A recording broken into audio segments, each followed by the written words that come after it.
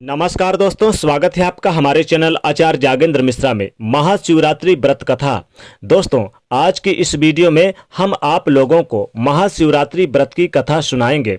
प्राचीन काल की बात है, किसी जंगल में एक शिकारी रहता था जो जंगली जानवरों का शिकार करता था तथा अपने परिवार का भरण पोषण किया करता था। एक बार शिवरात्रि के दिन जब वह शिकार के लिए निकला, संयोगवश पूरे दिन उसको कोई भी शिकार नहीं मिला। उसके बच्चे, पत्नी एवं माता पिता को भूखा रहना पड़ा। इस बात से वह बहुत चिंतित हो गया। सूर्यास्त होने पर वह एक जलाशय के समीप गया और वहां एक घाट के किनारे एक पेड़ पर थोड़ा सा जल पीने के लिए लेकर चढ़ गया, क्योंकि उसे पूरी उम्मीद थी कि कोई न कोई जानवर अपनी प्यास बुझाने के लिए इस जलाशय पर जरूर आएगा। वह पेड़ बेलपत्र का था और उसी पेड़ के नीचे शिवलिंग का यानी एक शिवलिंग भी था, जो सूखे बेलपत्रों से ढका होने के कारण दिखाई नहीं दे रहा था। रात का पहला पहर बीतने के पहले ही एक हिरणी वहां पर पानी पीने के लिए आई। उसे देखते ही शिकारी ने अपने धनुष पर बाण साधा। ऐसा करने से उसके हाथ के धक्के से कुछ बेलपत्र के पत्ते एवं जल की कुछ बूंदें नीचे बने शिवलिंग पर जा गिरी और अनजाने में ही शिकारी के पहले पहर की पूजा पूरी हो गई। हिरणी ने जब पत्तों की खड़खड़ाहट सुनी तो घबराकर ऊपर की ओर देखा और भयभीत होकर शिकारी से कांपते हुए बोली, मुझे मत मारो, मुझे मत मारो। शिकारी ने कहा कि वह और उसका परिवार भूखा है, इसलिए वह उसे नहीं छोड़ सकता है। हिरणी ने वादा किया और कहा कि वह अपने बच्चों को अपने स्वामी को सौंपकर वापस लौट आएगी, तब वह उसका शिकार कर ले। शिकारी को इस बात का विश्वास नहीं हो रहा था। उसने फिर से शिकारी को यह कहते हुए अपनी बात का भरोसा करवाया कि जैसे सत्य पर धरती टिकी हुई है, समुद्र मर्यादा में रहता है और झरनों से जलधाराएं गिरा करती हैं, वैसे वह भी सत्य बोल रही है। क्रूर होने के बावजूद भी शिकारी को उस पर दया आ गई और उसने जल्दी लौट कर आने को कहा और जाने दिया। थोड़ी देर बाद एक हिरणी वहां पानी पीने आई। शिकारी सावधान हो गया, तीर साधने लगा और ऐसा कहते हुए उसके हाथ के धक्के से फिर से पहले पहर की तरह थोड़ा सा जल और कुछ बेलपत्र नीचे शिवलिंग पर जा गिरे और अनायासी शिकारी की दूसरी पहर की भी पूजा पूरी हो गई। इस बार हिरणी ने भी भयभीत होकर शिकारी से जीवन दान की याचना की, लेकिन उसके अस्वीकार कर देने पर हिरणी ने जब उसे लौट आने का वचन यह कहते हुए दिया कि ज्ञात है कि जो वचन देकर पलट जाता है उसका अपने जीवन में संचित पुण्य नष्ट हो जाया करता है। शिकारी ने पहले की तरह इस हिरणी के वचन का भी भरोसा करके उसे जाने दिया।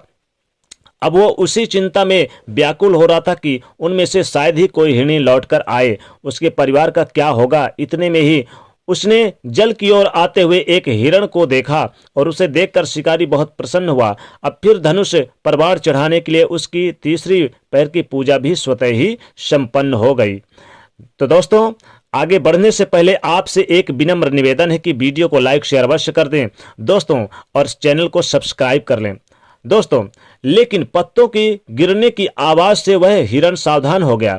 उसने शिकारी को देखा और पूछा, तुम क्या करना चाहते हो? वह बोला, अपने कुटुंब को भोजन देने के लिए तुम्हारा वध करूंगा। वह मृग प्रसन्न होकर बोला, मैं धन्य हूँ, मैं धन्य हूँ, मेरा यह शरीर किसी के काम आएगा, मैं धन्य हूँ। परोपकार से मेरा जीवन सफल हो जाएगा, मैं धन्य हूँ। पर कृपया कर मुझे अभी जाने दो, ताकि मैं अपने बच्चों को उनकी माता के हाथ में सौंप कर और उन सबको धीरज बंधाकर यहाँ लौट आऊंगा। शिकारी का हृदय उसके पापा पुंज नष्ट हो जाने से अब वह शुद्ध हो गया था। उसके सारे पाप नष्ट हो गए थे, इसलिए वह विनय पूर्वक बोला कि जो यहाँ पर आया है सभी बातें यानी बना बनाकर चले गए हैं, और बातें बना बनाकर चले जाने से अभी तक नहीं आए हैं और अभी तक वो वापस लौट कर नहीं आए। तुम भी झूठ बोलकर चले जाओगे तो मेरे परिवार का क्या होगा? अब हिरण ने यह कहते हुए उसे अपने सत्य बोलने पर भरोसा दिलाया और सच बोलने पर भरोसा दिलाया कि यदि वह लौट कर ना आए तो उसे वह पाप लगे, उसे वह पाप लगा करे जो सामर्थ्य होकर भी दूसरों का उपकार नहीं करता। शिकारी ने उसे भी यह कहकर जाने दिया कि शीघ्र लौट आना। रात्रि का अंतिम पहर शुरुआत होने से उस शिकारी के हर्ष की सीमा ना रही,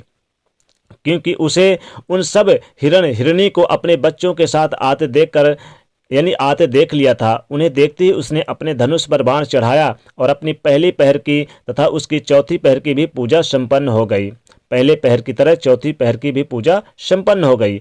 अब उस शिकारी के शिव कृपा के सभी पाप नष्ट हो गए थे, इसलिए वह सोचने लगा कि ये पशु धन्य है, ये पशु धन्य है जो ज्ञानहीन होकर भी अपने शरीर से परोपकार करना चाहते हैं। लेकिन धिक्कार है मेरे जीवन को कि मैं अनेक प्रकार की कृत्यों से अपने परिवार का पालन करता रहा। अब उसने अपना वादा यानी अपना बाण रोक लिया तथा मृगों से कहा कि वो ये सब धन्य है तथा उन्हें वापस जाने दिया। उसके ऐसा करने पर भगवान शंकर ने अपने दिव्य रूप का दर्शन करवाया तथा उसे सुख समृद्धि का वरदान देकर गुह नाम प्रदान किया।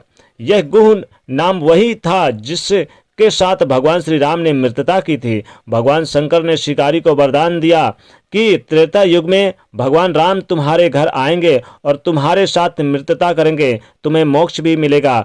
तो दोस्तों, इस कथा को सुनने मात्र से सभी मनोकामनाएं पूरी हो जाती है। जिस प्रकार से भगवान भोले शंकर ने इस शिकारी पर कृपा की, उसी प्रकार से सभी व्यक्तियों पर अगर कर लें तो दुनिया में कोई भी व्यक्ति पाप नहीं करेगा और पुण्य का काम करते हुए जरूर शिवलोक को धाम को जाएगा।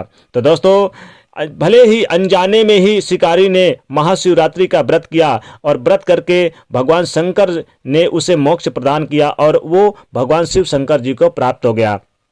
तो दोस्तों, कमेंट सेक्शन में सच्चे दिल से हर हर महादेव अवश्य लिखे और जाते जाते वीडियो को लाइक जरूर करिए। नए तो चैनल को सब्सक्राइब करिए और शेयर करिए। हर हर